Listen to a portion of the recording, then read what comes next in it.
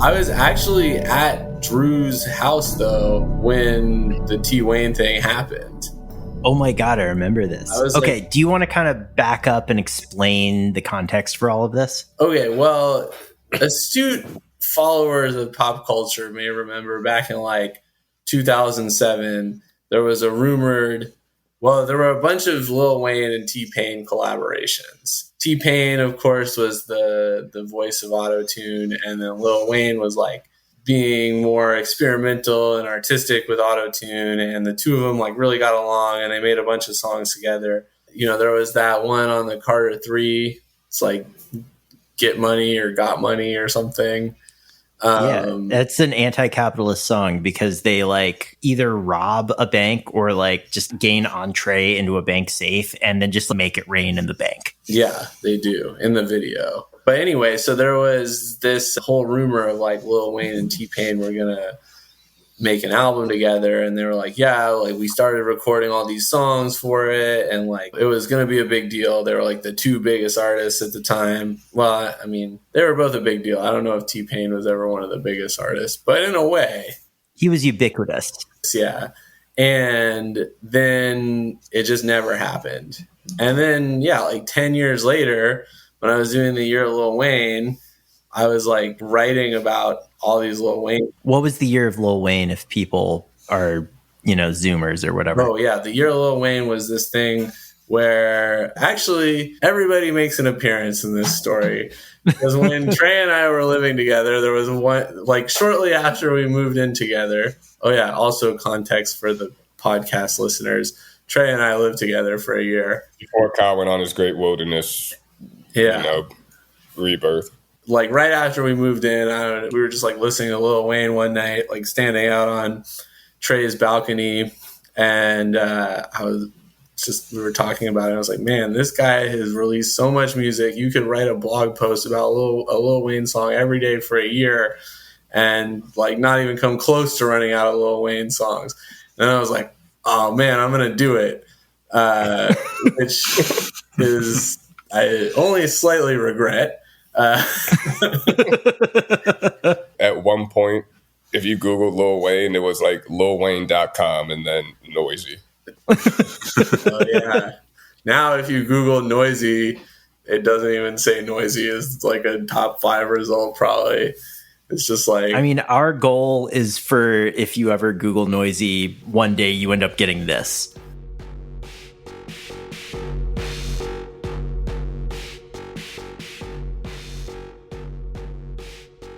Trey, do you get residuals?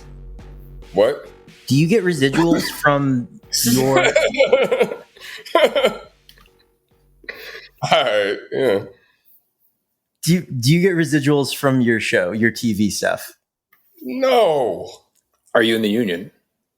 Yes. Damn. It was made for digital, and sometimes it would end up on TV, and I didn't see a single dime for any time it's showing up on TV. Oh, so it was like an end around thing. Yeah, it was a real just like, oh, we're gonna jump through some hoops to make sure Trey doesn't get paid as much. And then there's not like YouTube residuals. And they would also ask me sometimes like, yo, can you stay at the office till 3 a.m. to talk about this on like the talk show or whatever? And it was like, am I getting paid extra? No. The answer was no. And then people get grumpy as hell with me, and it's like, I've been here since fucking 9:30. Unless you want me to like go somewhere else and show back up, like maybe on shrooms. Like I'm not doing this. Like,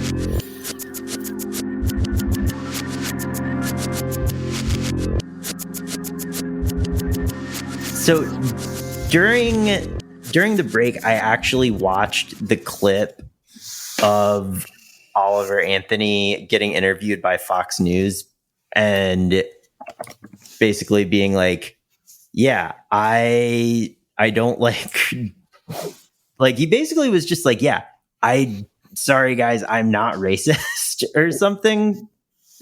Yeah. I don't know why that was the assumption about him.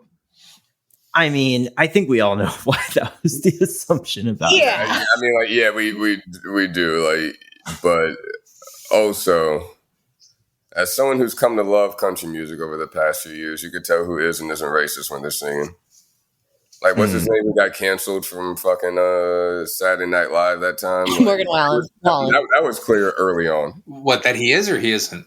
He is. And Morgan Wallen, like, yeah, it was pretty clear that, like, he had some shit that he didn't want coming out, and it came out.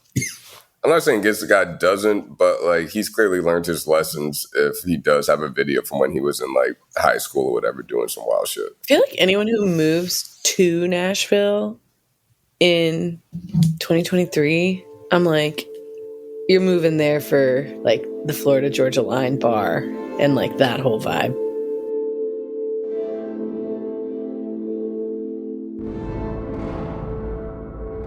Yeah, that's what I'm saying. The problem is reading. We read too much. We know too much. If we all just became... How many books y'all read this year? I would say the number of books that I've read, like, I don't know. It depends on what you consider reading a book. Like, I would say that front to end. Like, Yeah, how many books have you finished in 2023 so far? Oh, like, probably like 5 or 6 novels, and then like 2 or 3 nonfictions. But like the amount of books that I've read, like an appropriate amount of to consider having read it for me, is like twice that. I just want to go on record as admitting that Drew has once told me that he reads 50 pages of a book to decide whether or not he likes it. That's fair. Yeah. I think like different types of literature is different. Like, because, you know, you read like, especially places like Japan, Japanese literature, you don't get your footing in that shit till like the last 20 pages of the novel. And it's like, it's like, what the fuck is going on here? So like, it takes more than 50 pages. I mean, like, yeah, I think it depends. Like, it's also like, I don't know, like a lot of American books are like just not tight. All right. No, we're not falling into a trap. American exceptionalism. Let's go. We're not going to fall into a trap where Trey and I sound like snobs and then you make fun of us. What? That's not what I'm doing at all. I don't even have time to read books. I'm busy counting how much protein I'm eating.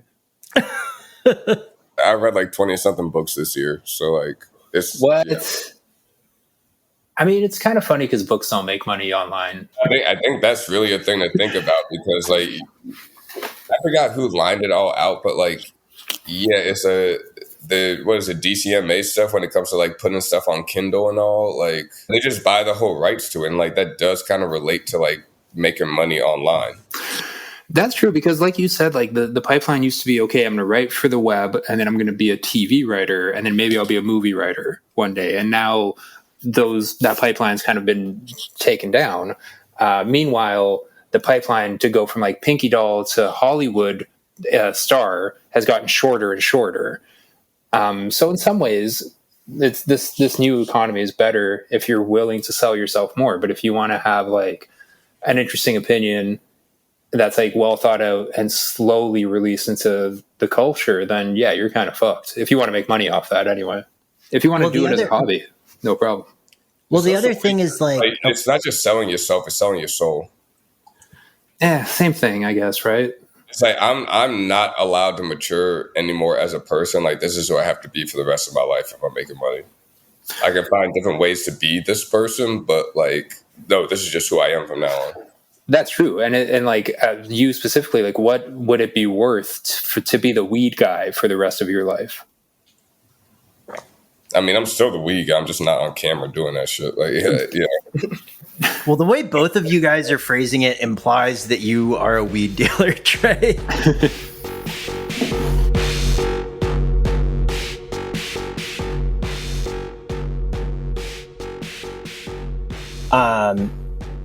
But yeah, I don't know. I do think that like the idea of chasing traffic it's dead.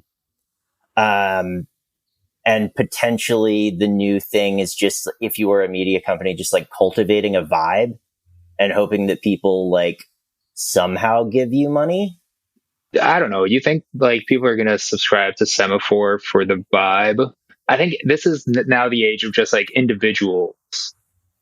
Well, y'all know that one newsletter, Blackbird Spy Plane or whatever? Yes. Yeah, I mean, they're strictly like, shout out to them, man. They're like just 110% vibes, and it seems to be working out very, very well for them. Yes. And maybe that's also part of the move, too. It's like, yo, we're really about to live in a Substack age. Yeah. Also, to that logic, being completely inscrutable seems to be important. Because I don't know. What do you mean, like never having done anything wrong? No. Inscrutable is in like, you read Blackbird Spy Plane and you're just like, I have no idea what this sentence is actually saying. It's just like, it's only vibes. Oh, yeah, it's provocative. It gets the people going. Exactly, yeah. Yeah. Are you bullish on vibes? Dude, vibes have never been more important than ever, man. Like, look at what a data-driven world's doing to us. Yes. I believe we're actually in a new astrological era where things are like less logical. I don't know if that's true, but I feel like Emily told me that a while ago. And if that is the case, then yeah. There's got to be something on that going on over here. Hold on. Okay. I think people just kind of overrated how valuable their data is, or just data in general. Like, we were so data driven, and like, where did it get us? Like, we've had all the numbers for like 20 years, and what did we do with them? We elected a fucking Cheeto, Slava. Nersey, Resistance podcast. So Emily was right. We are, if we're not currently in it, we're pretty close to the age of Aquarius. Okay. Oh, sick. Yeah. Aquemini, man. That's like one half of Aquemini. Yeah. Astrologers believe that an astrological age affects humanity, possibly by influencing the rise and fall of civilizations or cultural tendencies.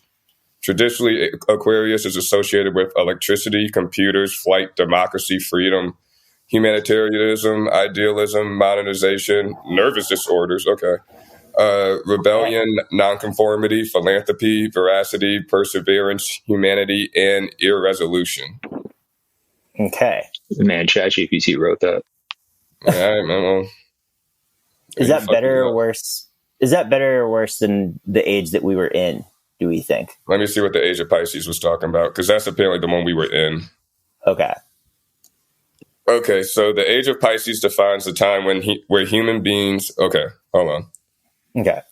The age of Pisces defines the time when human beings engage more than ever in the matters of the soul.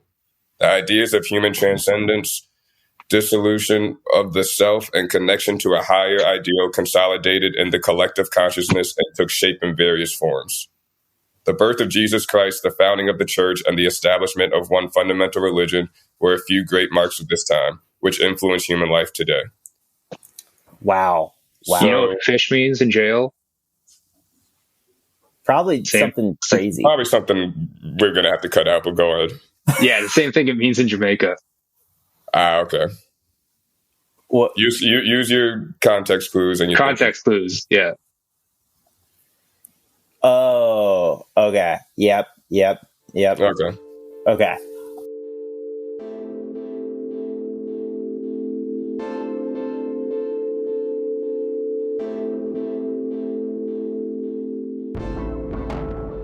It's crazy to like think about like, oh, why is this person famous? Like, what was the big one? Olivia Rodrigo. It was like a really big deal. It's like, why is this person famous? Oh, people like her on TikTok.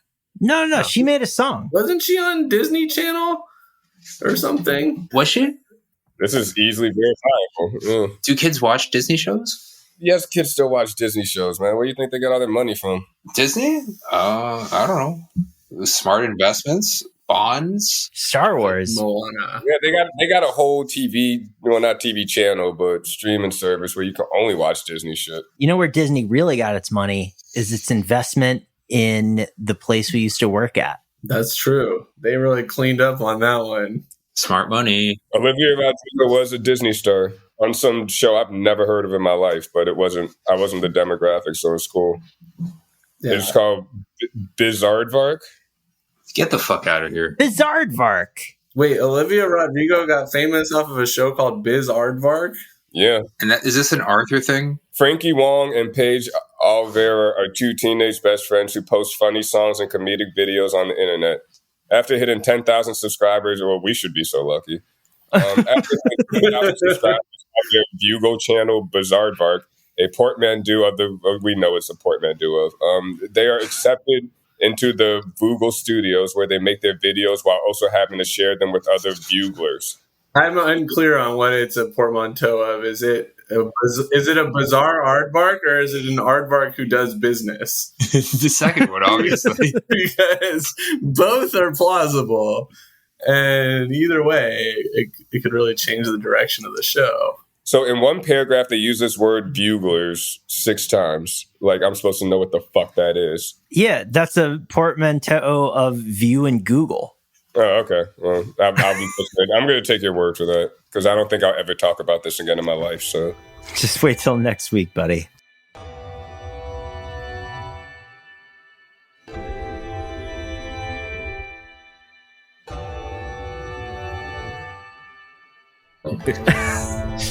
Man, you know what is great about Grindr is, unlike other dating apps where they give you a radius, Grindr gives you down to the meter how far away someone is.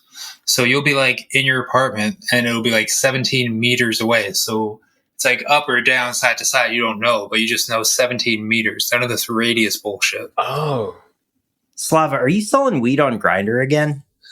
No, that was a Vice thing. That was like to get by at Vice. I had to do that. Okay. okay. I remember. No, we can't just pass over that. We can't. No, I was kind of waiting for the follow up. There. Yeah, like what? What's the follow up?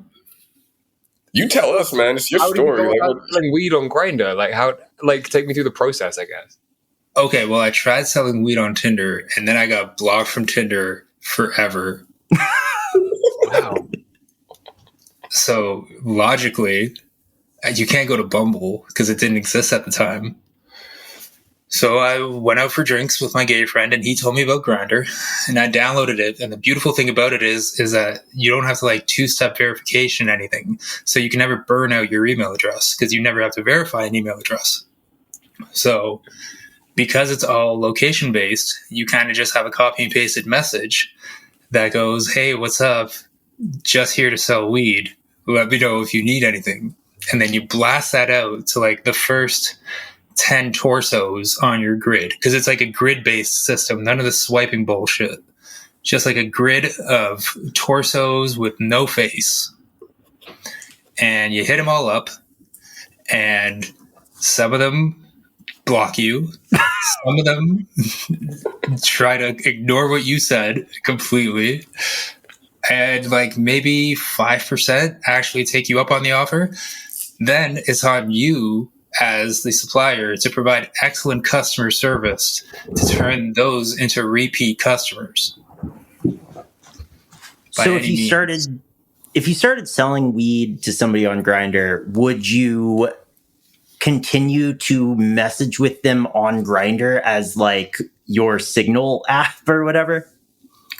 No, because I would be banned off Grindr all the time, and I would have to make new accounts. Okay. So I would try to move the conversation to text as quickly as possible. Right. I do remember you getting caught for that, and my boss being like, "I heard Slava did something bad," and I was like, "What? Oh, do you mean the selling weed on Grindr thing?" And he was like, "Wait, that was it?" And then he just started laughing. So I think I may have inadvertently extended your employment at Vice by like a few weeks because of that. Thanks. You're welcome.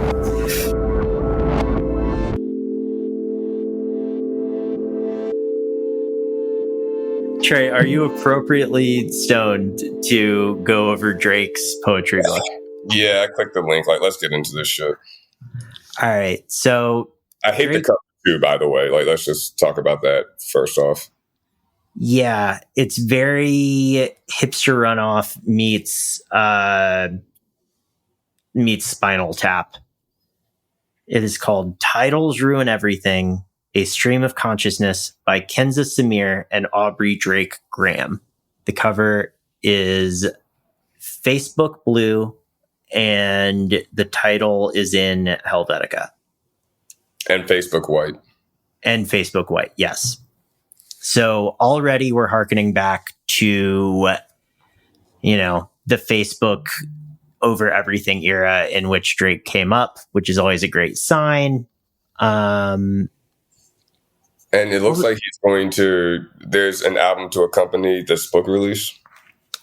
Yeah. And how much money has Mark Zuckerberg put, behind this? It really depends on whether he owns the copyright to that shade of blue. Actually, you know what? I know we're joking around here, but Trey might be onto something because this album got pushed back. Actually, I wasn't joking around. Yeah. The album got pushed back. It was supposed to come out 2 weeks ago. It got pushed back for Thug. And then everyone was wondering why it didn't come out last week. So maybe it comes out this week. But you know what else comes out July 6th? The new Facebook social media platform, Threads. Yeah. Wait, what is Threads? I think that's what Drake's like them seeing Twitter's failing, and they're like, okay, we're going to have it to Twitter now. Wow. Okay, yeah. It's all connected. Pulling at Threads. From this initial review, it says it's just like a collection of Instagram posts. Yeah. Yeah, it's just like Instagram post captions and shit. Like, yeah, it's if Drake's music has ever been anything other than that. I mean, yeah. All of these poems are 2 lines, and they all fucking suck. Here we go. There are 2 types of women in this world. Women who like giving head, and women who I don't like. Bars. So, and the visual here is this is 2 sentences on like a big book page. So it's like one sentence and then another, and then you flip the page. Yeah, I think this might just have to be the thumbnail for this episode, honestly. Well, there are a lot of other... there are 2 types of women in this world. Women who like giving head, and women who don't read Nersey. And, it's like Ruby Power and Drake. What is this? They're like... It's like... Oh, it's like I can't read the signs, hon. I left my glasses at home. It's like fortune cookies. Yeah. What's mine is mine, not yours. Heart included. That one is literally a Big Sean hashtag rap poem. This is the shittiest coffee table book I've ever seen in my life. Yeah. I'm not going to scroll down yet to find out how much it costs. Don't spoil this for me. It's already sold out. My therapist told me I need to stop listening to what people tell me. But if I take her advice, wouldn't I be listening to what people tell me? That's... Holy shit. You have anxiety, but you have an iPhone. Man, shut the fuck up. Getting heated. You're thugging. You're not thugging, you're kidding. One-sided beef is not beef. It's chicken. I've never thought about it that way. He might be onto something with that one. I'm just going to crib a line here directly from the article. A not insignificant number of the 168 pages are half blank. That's another way of saying half are full. Having trouble figuring out if you're a devil missing a horn or a unicorn. That's just no, that's clever. I get that. No, because devils have 2 horns, right? So do cow, though. So does steer. Yep. I need to think about this more. Okay. Well, maybe this will stimulate your brains. If jumping to conclusions was an Olympic sport, you wouldn't have just won my heart. You would have won gold. First of all, there's a grammatical error there. It should be were, not was. And second of all, fuck this. Fuck this poem. Drake is turning 37 years old in a few months. What's the videos like, bro? You're 36. Like, yeah, this is crazy. It's always some unemployed hoe trying to work my nerves. What? All right, man. This sounds like you have a child. Yeah, that's right. And you know what else is really funny about this is like in the Instagram announcement, someone said, "Oh, I forgot what what author they compared him to." He's like, "No, don't call me that. If anything, call me T.K. Rowling," which is such like a bad read of the culture in two directions. Oh my god! Because it's like October 24th, 1986.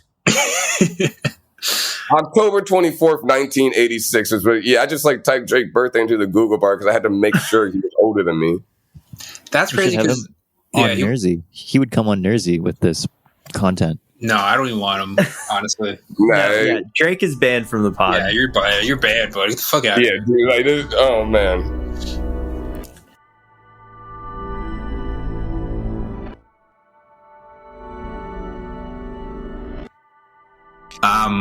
But yeah, I mean, RIP though. But you know what's really funny is the former Vice Canada office is now the TikTok office, and there was just like a chunk of the TikTok office where the Vice team works out of. But that's like, it's a metaphor. How much of a better metaphor do you need? The pivot to video is so complete. Yeah. They just have some sign they have some neon sign in the background of better days. What kind of losers do that, bro? Wow. Man. So like Vice works out of the TikTok office? Yeah, so TikTok came and took Vice's office, and now Vice works out of the TikTok office. Wow. That's in Canada. That's so sick. But yeah. It's like, you're trying to figure out what the algorithm's doing, man. All you got to do is like spy on somebody. Yeah. Drill a hole in the conference room so you could like listen to the other one. Yeah. It's so weird because TikTok was like not a huge. It was like coming up when I was going in, but then I didn't think it would become like the most dominant platform in the world. Yeah, I mean, like it's China. What does that mean, Trey? It means they're putting government money behind it, man. According to Joe Biden and Donald Trump and all of them, like this is a tool of war or whatever. Of course, they're going to put a lot of money towards making sure it works. Should we ban TikTok? No, I don't care. Yeah, absolutely. We should ban more things. Okay, listen, here's my idea. Every country gets its own TikTok, and you can't look at anything in any other country's TikTok. So every country has its own social media platform that does like everything. Well, that's the thing, man. Knows, like, Asian countries have like the best TikTok like cultures and stuff, man. Like there's this one dude who I don't know if there's something going on in him or what, but he does these cooking TikToks where he just takes like handfuls of things and throws them in the pan and all, and he makes this huge fucking mess. He cooks all his food over like an old oil barrel that he lights on fire. Like, and I don't think Americans would have had that idea. Every time I see like an English-speaking cooking TikTok, they're like fucking the food or whatever. But that's fine. Some things should just be a mystery to us. Like, you shouldn't have to know about that guy. If you want to know about that guy, you should get on a plane and travel. That's the only way you should be able to experience other countries' TikToks is by going there. But yeah, it seems like the like quote unquote cool things now are like agencies. Like there's the agency, no agency, and then like I don't know. I feel like convincing companies to just pay you to tell them what is cool is like the new thing, or maybe that's always been a thing. Yeah, it's called consulting. Yeah, that's what Vice was, right? Or they would do like campaigns with people. Yeah, like Vice reported on what was cool. Like it showed you what was cool going on. Like consultancy is just kind of like, yo, you should make this yellow. Give me 30 grand. Yeah. I'm like really trying to get into that. I have a friend who does it, and he can just tell people whatever, and they're just like, damn. But he was like telling me stuff to do with my book. And like, I every time I was like, holy shit. Yeah. Okay. He didn't say make it yellow, but he did say that I had to make a hat that says golf's favorite on it. Because apparently, that's good. That's good. Yeah.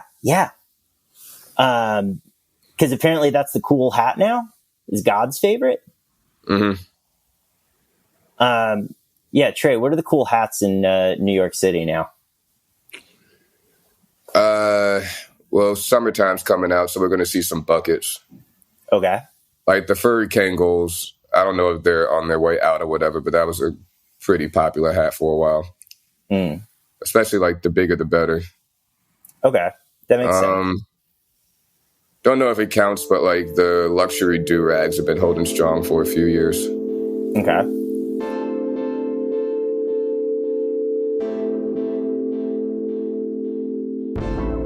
Trey, how do you feel about chess? I think chess is other people's business. There's a lot of games out there, and chess is like, I like games that you look cool playing, even if it is nerd. Like Yu-Gi-Oh. That's one. Yeah, but like I got really into pool over the past few months while I've been playing. Yeah, it's like I've just had like a lot of time, and it was like, okay, well let me just go like hit a bar at 6 p.m. and drink some seltzers and bitters and play pool for a few hours. Do you play for money? Nah, just like bar rule stuff. Okay. Yeah. Because if you got a whole bunch of drunk people around, and especially like in Williamsburg, it's gonna get a little weird. People it's pretty easy to look good playing pool because you just have to hit it hard. If you hit it hard, it looks like you know what you're doing. Yeah. There's like all sorts of stuff. Like I love getting that little kiss shot when you just have to like scrape the ball, and it goes. Like all sorts of math and stuff going on, but you look so cool doing nerd shit. Yeah. What are other acceptable games to you, Trey? I'm really fascinated by this. I think backgammon is on the list. Okay. What? Yeah. Most card games, especially spades. Okay. Yeah. I'm going to say not poker. Wow. Okay. Yeah. Poker is like weed now, and that it's just become so mainstream, and you could do, you can make some good money playing poker, but you also got the guys who like have their hoodies all the way up and the glasses on, and it's like, you can't read my face at all. It's like, you coward. Yeah. What are you trying to hide so much? Yeah.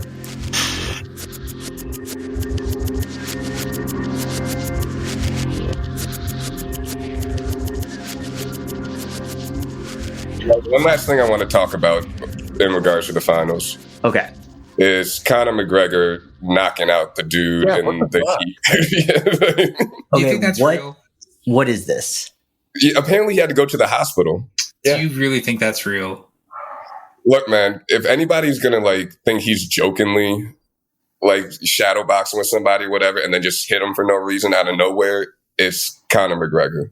No, I feel like it's put on by Conor McGregor.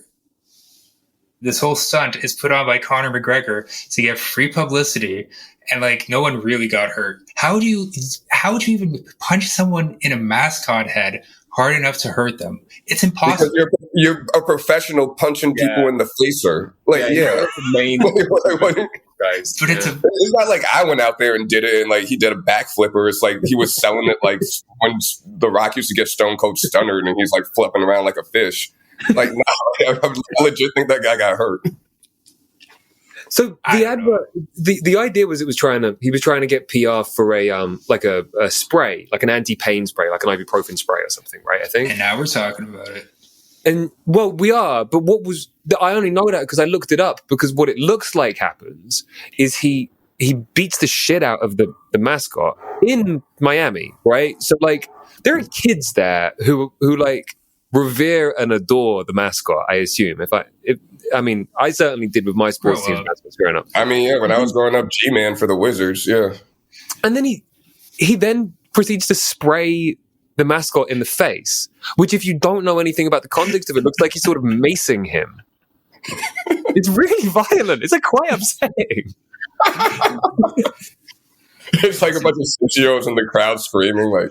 Yeah, no, exactly.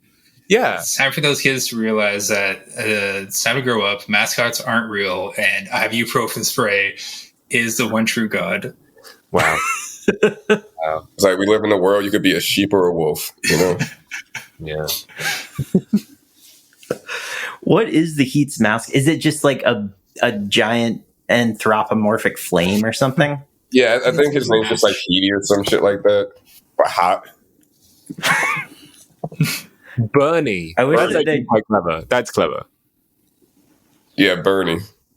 Yeah. Well, Bernie got fucking burned. Yeah. They should have called him Hot Hot Heat in honor of that band from 2003. Yeah, who can What if tell? his name was just like 1995 based on Michael Mann's magnum opus Heat?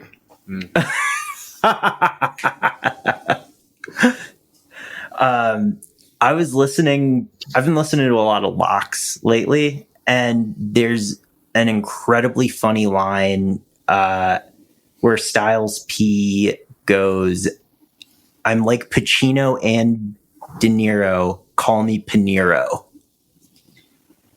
And Perfect. yeah, I mean, yeah. Listen, sometimes you have like two good bars, and you just have to link them with a third bar, and hope that it isn't like a clunker that like hangs over you.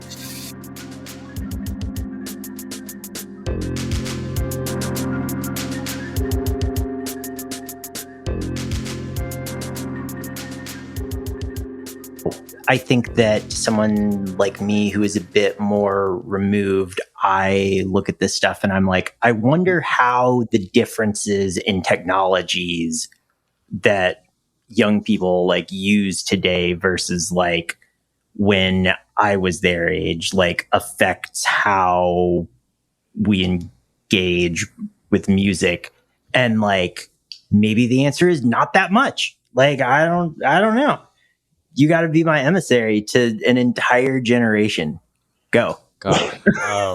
Sorry. What is this? What the hell? Wait, Wait, what did you even ask? wait, can I help him out a little bit? Because I kind of have a follow up question. And like, do you find that a lot of the people that are making music now are like content creators, or they're like artists? And do you think they've had to adjust their output based on the platforms available to them? Or are people trying to get popular? Or are there people who are like, my goal is to put out like a 6-7 inch and like have sort of like acclaim within my local scene? I think like one thing I've noticed is definitely that like ideas of like subcultures I feel like just can't exist properly anymore. Or if they do exist, then they are very quickly like penetrated by some observer from like up above, whether that's an A&R Journalist or from like, Vice Magazine. I don't know. Yeah, journalists from Nobels, you know, just kidding. Hopefully, I don't know. But like, I don't know, a good example would be like the hyperpop shit, right? Like that was like a big, like, and I feel like that's such a, like, I don't even know what that shit means anymore, but like the way in which like that scene, like, or scene, like, because internet scenes aren't really real, like that thing was like this underground thing for like a hot second, and then very, very quickly like became corporatized and like extracted for wealth, and like the scene became this like, I guess what I'm trying to say is that like that is like the fault of like these, of like the labels and of like people and of like the DSPs as well, but it's also, I think, created a mindset in a lot of artists of like, I just need to blow up, like I just need to like go viral, like that's the only way to make it, because also it's like capitalism, there's like fewer ways to like make a living doing this shit. So yeah. And then, I mean, like, I don't know. It seems like a lot of younger people, like, it's like a lot of music exists like divorced of context or something. And that's not like a knock on them, because it's also like a like 18-year-old has access to like infinite music on the internet. And I think about like city pop, which is like a genre that I found out about completely from the internet, the same time that it like blew up. But it seems like, I don't know, like that shit happens for like Kate Bush. Meanwhile, yeah. And it's not like a bad thing. It's just like an interesting thing. Yeah. And I think the people who care will like still do their research and figure shit out. Like, I don't know.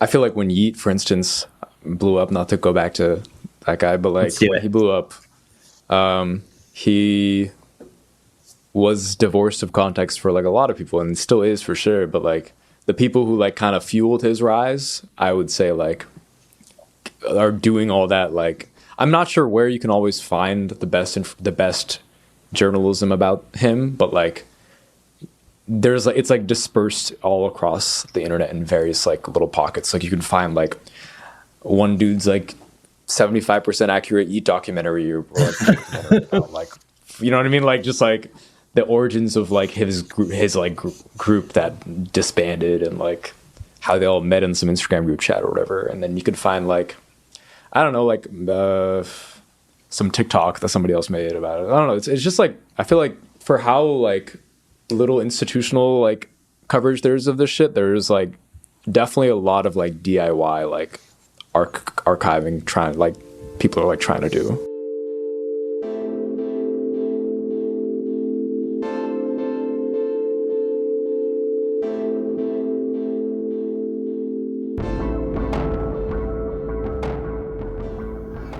Do you think that trying to find a musician with like perfect politics, which is impossible, right? Well, his name's Killer Mike, and yeah.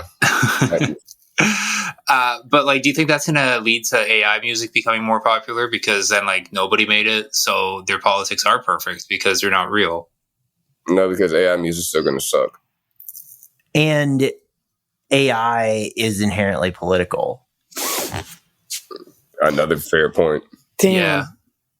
Yeah. Damn. Man, we can't have shit out here, man.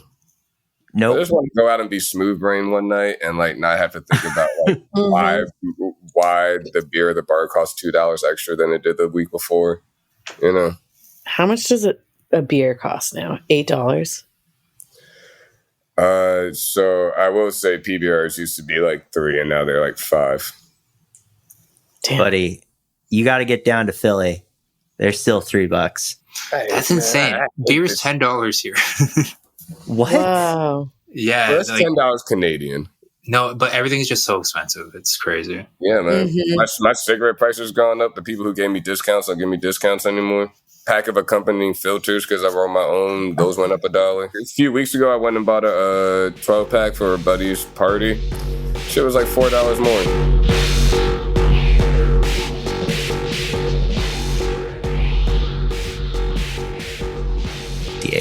Well, that's what happens when you put like 250 milligrams in a single gummy bear. Yeah. And somebody pops like 7. Yeah. Edibles, I think that there's some, in Canada, I think y'all do it right where you can't have tasty ones. That's only in Quebec. You can't have tasty ones. Okay. I don't know what's going on there. Yeah, in Quebec they made them all like granola or mushrooms, or only in the rest of Canada can you get like gummies. And I just don't like it, because why sugar? Why do we have to eat sugar? Like, sugar is worse for you than most things, including weed. Oh, dude, just make yourself some weed butter. Yeah, put that on everything.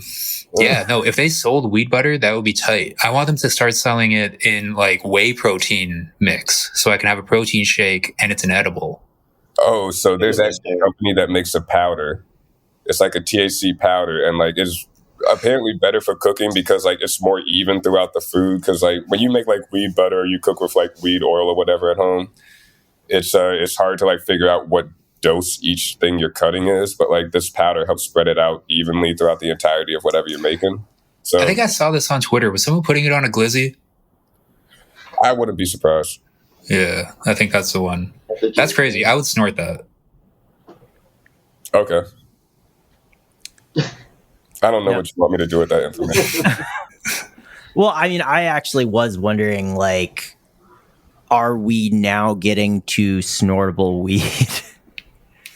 And like, what does that mean? Because also I feel like the ingestion method of snorting is associated with like party, go, and I got to get this into my system ASAP so I can like do invisible pull-ups at a bar in Williamsburg, and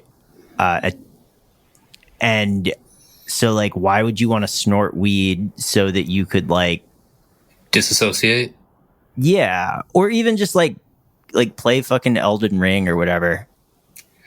Because you're cool, bro. Can you imagine scrometing with a nosebleed? Oh my god. Yeah, I probably could. I don't know. I feel like anything, like once we've established that it's a powder, that means someone's going to dilute it in a syringe and inject it into themselves, and then you're going to have motherfuckers out here shooting themselves up with THC. And that's when, like, it turns out the police aren't lying and there actually is fentanyl in the weed. Oh God. Wow. Yeah, I had somebody asking me about that the other day, and I was just like, God, we need more investigative reporting back in this country instead of just like reprinting police PR releases, because it's like, if you think about it for 2 seconds, it doesn't even make sense. Well, who else makes the news nowadays except the police?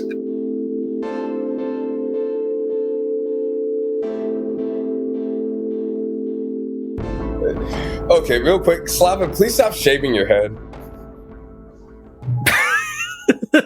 I can't have hobbies? Like, I have stuff to do. I only have a few hours. I have like work tomorrow morning, and there's like a girl who works on site. Like, I've muted my microphone. I don't see what. Okay, no, never mind. I didn't mean to interfere with your, getting your game strong and stuff. Like, go ahead, man. Yeah. Do you want to narrate what you're seeing? Because I don't think that people know what you're referring to. For the record, Slava is in like a Walter White looking ass basement, shaving his head, I believe, with a Norelco tri-razor thingamajig. First of all, it's a Philips Series 3000 triple nozzle head. My real baldies will know that you don't really want to use a straight razor. You want to use the triple suction head here. Okay. And, it hugs the curve like a dream. Get it down to a perfect 0, and it lets me do it in about 15 minutes without interruptions. So, I mean... Well, you're interrupting our podcast because we can't focus on our discussion because you're shaving your head. That reminds me of a time in college. I was riding around with my friend Kevin in his car, and he goes, "Hold on, I've got to shave." And he just violently opens his glove compartment, pulls out an electric razor, and starts shaving while driving. Damn, he keeps an electric razor in his beer cabinet? No, in like his car. Yeah. In his beer cabinet? Is that a Canadian term for glove box? What's a glove box? It's an American term for beer cabinet. Oh, like where you put your license and stuff in the car? Yeah. It's the perfect shape for a tall boy. Okay. Try it out. You have a car. Yeah, but I also want to keep it as well as my license. That's why you put it in your beer cabinet. Fair enough.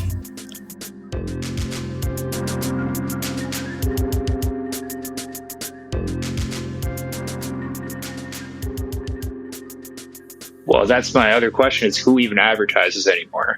It's online gambling websites and dick pills. And like colloidal Mattresses. silver companies and stuff. Yeah, that's true. Silver and gold. Yeah, My Pillow, dude. My Pillow. Yeah, My Pillow is the biggest advertiser on Fox News. Okay, but let's not act like every other leftist podcast isn't sponsored by a mattress company. Yes.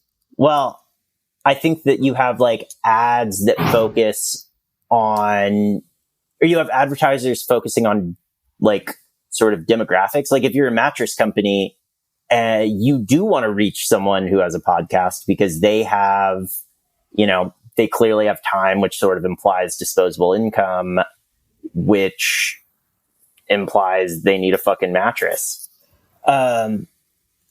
But yeah, it's all bad. None of us are ever going to get jobs again, except for Slava, who has a cool job. Yeah, dude. I mean, listen, anybody can really be a welder. It's not super difficult. I think the problem is just like, I don't know. You think that because you had this like job, you have to like have another job that is similar to the job you had. And part of like the beauty of going to jail was like it's a very definitive chapter end, right? Like I'm not really under the illusion that like everything is supposed to continue on the same trajectory. I'm supposed to take a huge L. That's like what going to jail is all about. I'm not gonna lie, I have brought up like the New York like work program website, and they got some cool shit going on. They got like they got like a legal weed industry course. So it's like a 10-week course. Whoa. Yeah, so I don't know. Because I don't know, like, you know, I'm getting older and I'm not trying to be like 40 something, like if I have a family or whatever and stuff, like doing this shit every 3 years, like hopping around at different places. Eventually I just got to bite the bullet and take the job at Newsmax. You know? Yeah, you can age into a Newsmax job in a way that you can't in Zoomer media. Oh, man.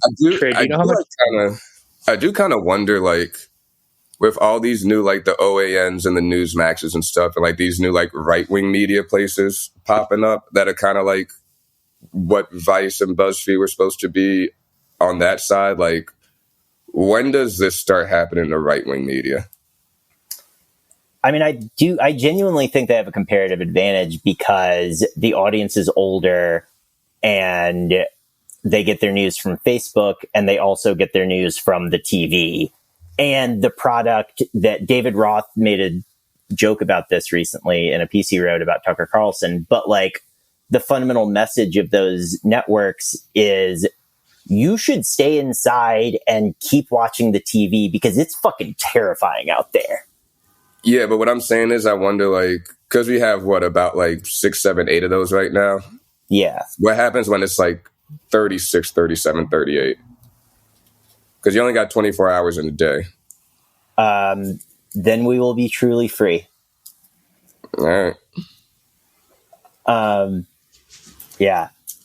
Then we can all just sort of, like, admit that we should have, like, just gone to community college and learned a trade instead of trying to be, like, professional cool guys. It was fun while it lasted.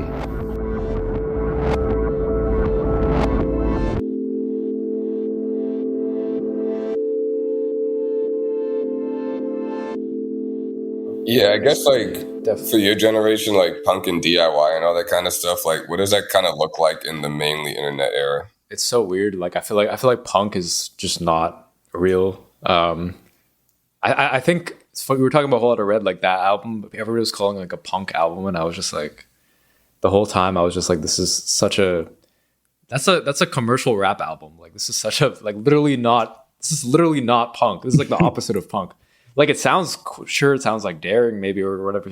Never heard this shit before, but like even the people who were like Cardi heads, like they were some of them were like, this was kind of derivative when that came out. But anyways, to answer the question, I will say I feel like one thing that I saw recently that was very DIY was I was out in Milwaukee for a few days, like a few weeks ago, to like interview some artists out there and stuff. Mm-hmm. And I think their rap scene right now is like very emblematic of like DIY out of necessity because they have no infrastructure for the shit out there.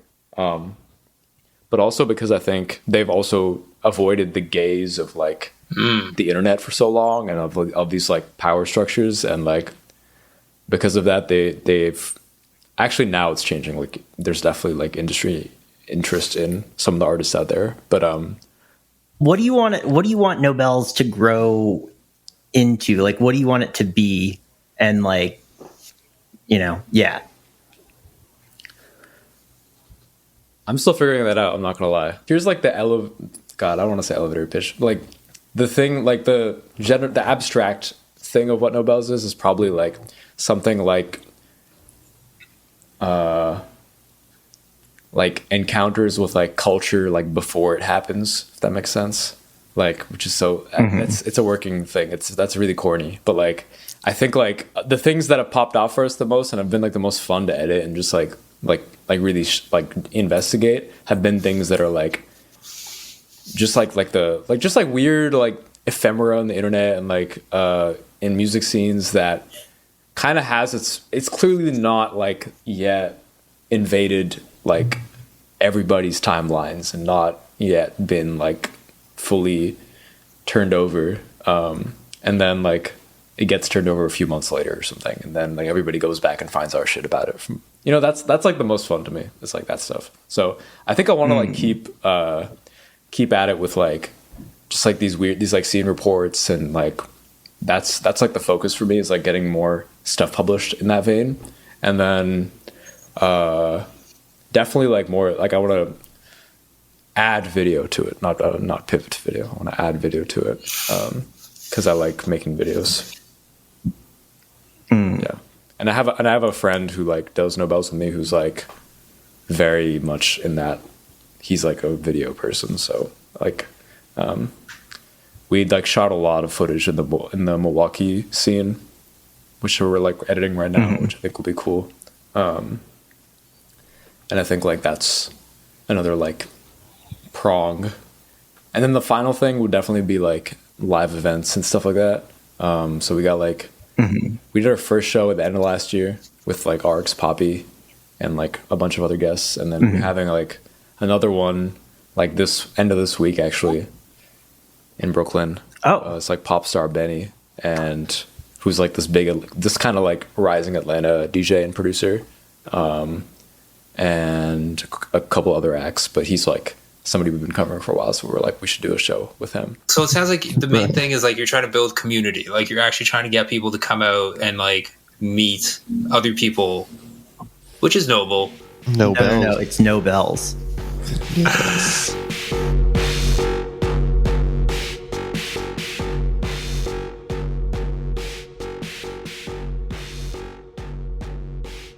You know what was really big in Canada, and I don't know if you guys had this, but we had something called bush parties, where you just take alcohol into the woods.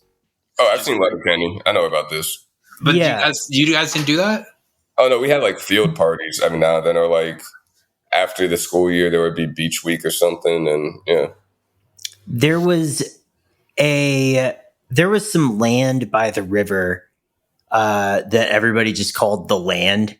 And it was like the Polk County, North Carolina equivalent of the club if you were like a high schooler. Like people would get like kegs and like have these big parties where like everything was lit up by a Jeep and they were playing like Lil Jon and the East Side Boys. Tight. Last question, unless John has any. Do y'all fuck with the government more or less now than you did when you were a kid? So much less. Don't even get me started, man. I'm not trying to get on the watch list. No, the government, or it's like I'm like a parent where I'm like I'm disappointed in the government. The government could do better. I'm not like although taxes, not into them. Not a very good ROI on taxes. So yeah, America, really cool. Congratulations, America, for doing another July 4th. My only question for the Americans is, have you guys had a Doritos Cool Ranch Papadillas from Papa John's? I don't even think I've had a Doritos Cool Ranch Tacos Loco. You're missing out. I've had the regular Doritos Taco Loco, but Those not the Cool Ranch. They're very tasty. That's the only time I will eat a Cool Ranch Dorito is if it's in the taco show. Okay. Like, we may have talked about this before, but I am not a ranch guy. I do not understand why that needs to be a thing. But that Cool Ranch Dorito with all the taco ingredients in one thing is just like, oh, buddy. It's pretty good. It's like the flavor delivery. Yep. Yeah, it's a roller coaster, man. I would like it if they sold Dorito dust or powder or whatever just as its own ingredient. That feels like something they should do in America at every bodega. They should. I mean, maybe they will. The other day at the pharmacy, we noticed that there are now like artisanal Reese's cups that have like oat milk instead of milk chocolate and have like matte packaging and no paper cups because the environment. Are these real Reese's or? Yes, like name brand. Like I'm not saying Reese's the way you would say like Band-Aid or whatever. Okay. Trey, you're going to hate this, but you know where I made a lot of really good Reese's style peanut butter cups? That's right, in jail. I knew that's what you were going to say, and I don't hate it. What? Yeah. Like if you want to make Reese's, You have an anecdote about jail? You know what? You're right. Cut this. I'm more curious of like how you learned to do this and how you got the ingredients for it and everything. I don't hate this stuff. I'm just wildly curious about it. It's just melted chocolate, peanut butter, and then the crunch that you're getting is actually graham crackers. So you mix graham cracker in with the smooth peanut butter, and that's what gives you that crunch. Yeah. Is that how they do it for regular Reese's?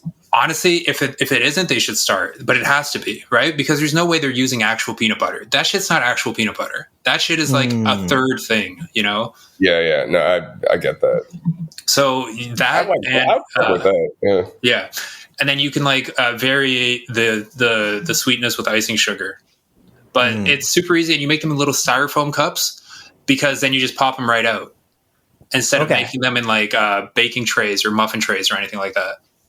Slava, I think I've got a really great idea for you, which is a jail Instagram cooking TikTok or whatever. People try to do that. It doesn't matter if your jail is fucking Le Cordon Bleu or whatever the fuck, and like you just yeah, no, people want to see how to make like a burrito out of ramen. They don't want to learn how to just make some shit that Alice and Roman can make. Like, I was just about to say, have you ever had a jail burrito? It's fucking delicious. Yeah. Is a jail burrito just a like pretty good burrito? It's a burrito that you make in a Doritos chip bag. You make ramen noodles in a Doritos chip bag. You put other stuff in there, and then you tie the bag up real tight, and then you put it under your mattress, and then you sleep on it overnight, and it congeals into like one solid protein bar. That's like ramen noodles and Doritos chips, but with like vegetables and spices. Let the record show that I'm tell me about all this shit. There's no fucking way that's real. No, Maxo Cream one time I interviewed him, he outlined all this shit for me, and he was like, yo, you never have a bust down spread? I was like, no. I've been to prison, so yeah. He was like, yo, I'm gonna make you one time. It's like, okay, good. You just tell me about it. Yeah, haven't seen him since. He's still working on it. It's just that he's still sleeping on it, making it get like more and more dense. It's like, yeah, I want to know how to make like a jail bechamel sauce and stuff. Like, yeah. Peanut punch is another really popular one, and that's just literally like a garbage bag full of like sweets and milk that everybody pitches in on, and then eventually gets to like drink out of the garbage bag. Wait, say that exactly one more time for the viewers at home. A garbage bag is the only thing that you can really use to stand in for like a container or a blender, right? So they take a big ass garbage bag, double bag it, triple bag it, whatever, pour as much milk as we can get, and then like chocolate bars, protein bars, cookies, anything sweet. You put it in the bag with the milk, and then the one big guy just like walks around and like shakes the bag of milk for like hours. And then everybody who contributed to the peanut punch lines up and they drink some of the brown liquid out of this bag. And they're like, I'm having the time of my life. And like, oh, I know that smells crazy. Has there ever been a circumstance where someone who didn't contribute wants to have a sip of your peanut punch? So many cases, so many such cases, John. Like there's so many polys around little with peanut red punch. hen kind of situation. Some people feel like they contributed too much and didn't get enough back. Some people get some who don't deserve any. I see. You know, there's a lot involved. Hierarchy. With that. Yeah. The politics behind peanut punch is. I did make a video. Episode title. Yeah, the politics of peanut punch. I did make a video, and then someone did thank me for letting them know to beware about the spike baking. Okay, good. Did you guys make ice cream in jail? We just bought ice cream. Oh yeah, I forgot. Yeah, of course. It's up in Muskoka. Kawartha Lakes Dairy is right there. So you were getting artisanal ice cream? Yeah, for sure. And like froyo if you wanted it. I'm gonna look up the. What do you mean if you wanted it? Like they would just like come around the block one day and just be like, "Hey, we're doing the froyo run. Anybody want anything?" Apparently they did used to do that with KFC and Taco Bell back in the day. Like if the inmates were good, the guards would come around and be like, hey, "We'll go grab something for you guys." But they didn't do that when I was there. I'm picturing the Mr. Frosty ice cream song van driving up along the sort of gated wall. Okay, so everyone running out of their bunkhouse to the gate. So here's the Chapman's products that you can get: Dutch chocolate, French vanilla, butterscotch, cookies and cream, vanilla with salted caramel, black cherry, Moose Tracks, Rolo, or sorbet. What's Moose Tracks? Dude, what's Moose Tracks? Oh, it's awesome. It's like fully loaded Ben & Jerry's. Is that a Canadian thing? Drew seems I know about Moose Tracks. It's like if peanut punch were ice cream, basically. It's just they're just like throwing the scraps of everything else in it. It's like, here, take it. Yeah, it's like cookies and cream, Rocky Road kind of thing. Yeah, trail mix. Okay. It's really good. So actually, I'm now realizing I'm changing my tune on peanut punch. Although I would like the peanut punch refrigerated before I drink it. Well, we'll see what Big Mo says, but okay. Oh, was Big Mo the mixer? When I was there, he was, yeah. Okay. Was this like a point of pride for him? I mean, it was almost like nobody else could make the peanut punch except Big Mo. Like there's like an established hierarchy, and when Big Mo landed on the range, it was just like accepted. Like Big Mo also got TV controller privileges. Like he kept it in his pocket. The one that like he was just the biggest guy there. He was huge, bro.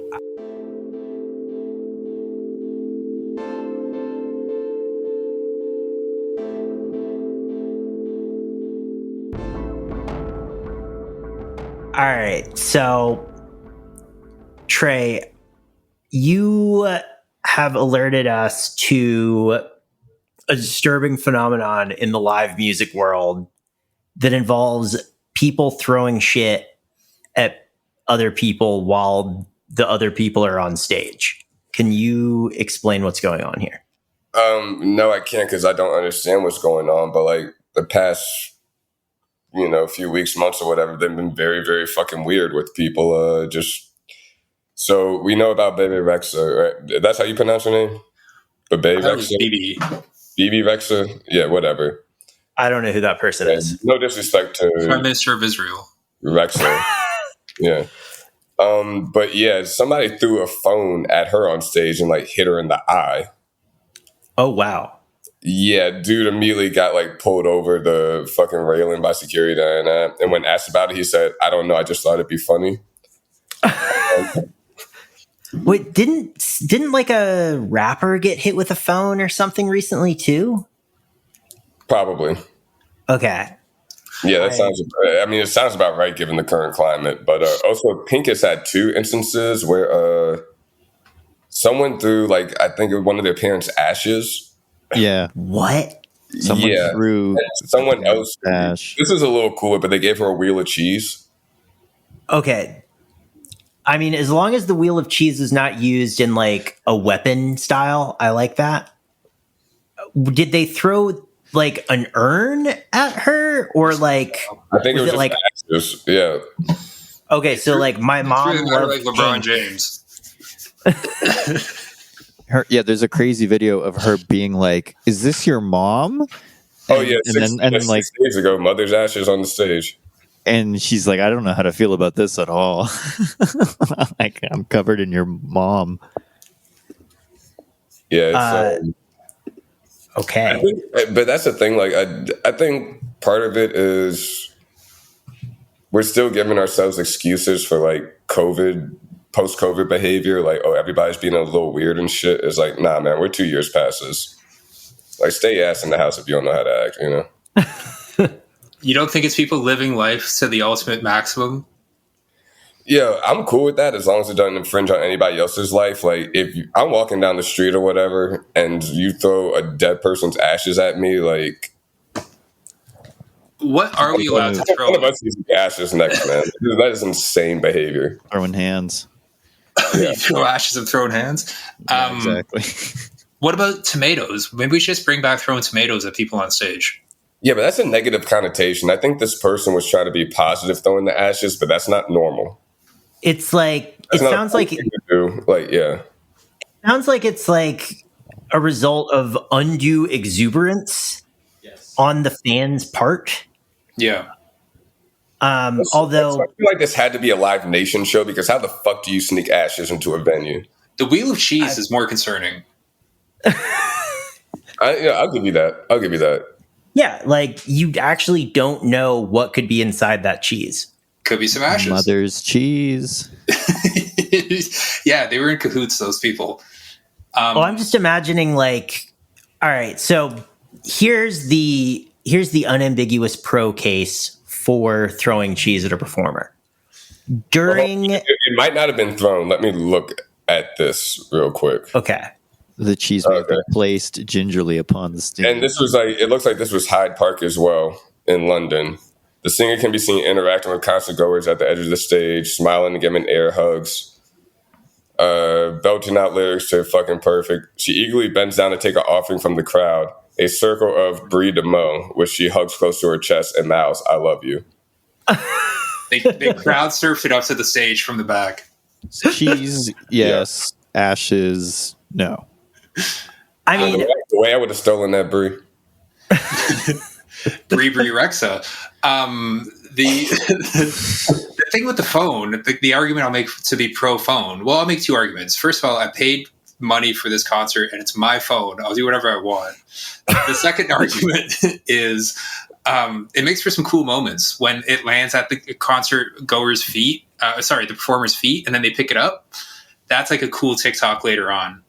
Oh, is that what people are trying to do?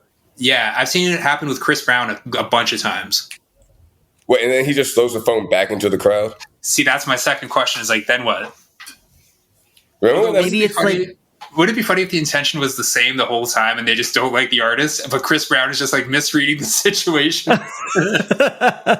Let's say you're an artist. You know, like maybe that person was trying to give DaBaby an Adidas shoe because he noticed his left one looked like a little off from the other one. Yeah. Wait, someone threw a shoe at DaBaby? Yeah, this was like a Rolling Loud or two ago. You don't remember this video when he was like, "Who the fuck threw that busted ass broke ass Adidas?" Which, like, I didn't know there was a singular form of Adidas, so that was fun. Was it like, I'm just imagining, he and George W. Bush should talk, I guess, is my feelings on that. You remember the last time you compared George W. Bush to a rapper and how that ended up? Well, here's the question. If you guys were on a stage performing and a phone landed at your feet, would you feel compelled to return it and find the owner, or would you just sort of throw it to the audience? I would keep it. You'd keep the phone. I keep it. As the third option, the smart option. You gave it to me. Fuck you. That's true. I mean, I think it depends on, am I like in the process of performing? Yes. Okay. If I'm doing some little stage banter in between songs, I'll definitely find it because that would be like a funny stage banter thing to do. But I don't know. I might like pretend to eat it. Like, you know, if you take a phone and like with perspective, you can go like, and it looks like you're eating a phone. You start doing bits. Yeah. Well, because then you're on YouTube. It's like, oh, Drew Superstar, whatever your fucking pop star name is, sucks a phone like a dick. And then, TMZ. You gotta be thinking 3 steps ahead, man. That's why I'm taking Trey's idea and I'm going farther. Okay, I'm opening their phone. I'm going through their apps. I'm seeing if they have a MetaMask or something like that. That maybe I can funnel some money. Stealing their crypto. Absolutely. I'm just tweeting from their entire Coinbase wallet to my shit. Absolutely. I'm tweeting from their account. I'm going in their DMs. I'm You know, doing other the NFTs, whatever stupid shit, because that's the only type of person who would do that. Somebody with NFTs, in my opinion. That's right. I'm seeing if they want to trade me any Pokemon. I'm opening Venmo. Yeah. That does seem, okay. Venmo yourself from the phone, from the fan's phone, because it's opening and I'm assuming it's running a TikTok or whatever, and they huck it at a person. That doesn't make sense at all. You can figure it out with Chase Bank, dude. Like, I'm not. Nah, that's a personal problem at this point. Yeah, if anything, I would have a perfect operation where I would just toss the phone to my DJ, who already has like a little device that he uses to like just rip the data from the phone. Yep.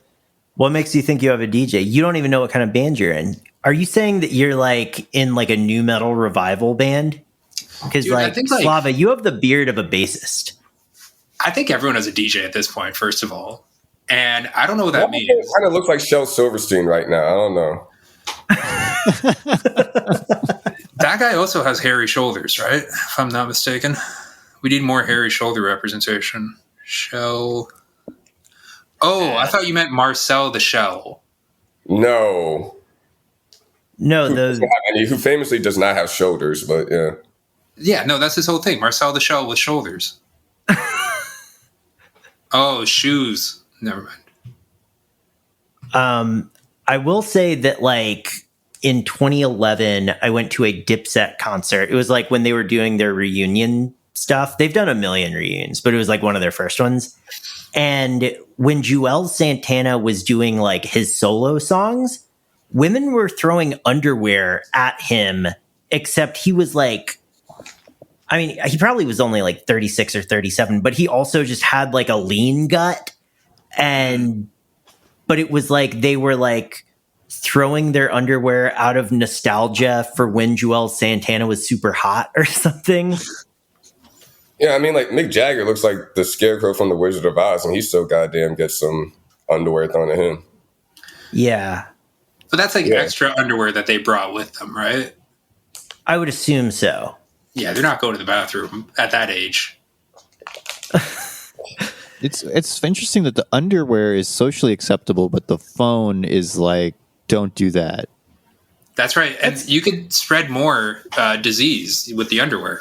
Like that's you're thinking take out a fucking eye with the phone. You can take out an eye with the pink eye. Yeah. When you get back to the tour bus. All right, fair, touche. You guys are right on that one. But I'll say Emily's phone like fell on my foot last week. And from like 3 feet, it was like on a bed, and I like moved some blankets, and it fell and hit me directly on the foot. And I wouldn't stop bleeding for like 30 minutes. It hurt. What? Yeah, you ever dropped a phone on like your bare foot, dude? We must have different phones. Mine wouldn't cut me open, but it would hurt. I hear that it would hurt. No, the right corner. Also, does Emily have a case on her phone? Or is she raw dogging it out here? She's got a case, but I think what happened is it hit me in the part of the case that like encapsulates the speaker. And so it was a natural, hard, sharpish edge. Mm-hmm. It was really awkward. Yeah. Luckily, my cousin has kids, and so she had a bunch of Band-Aids on her. Oh, yeah. How was the beach trip, dude?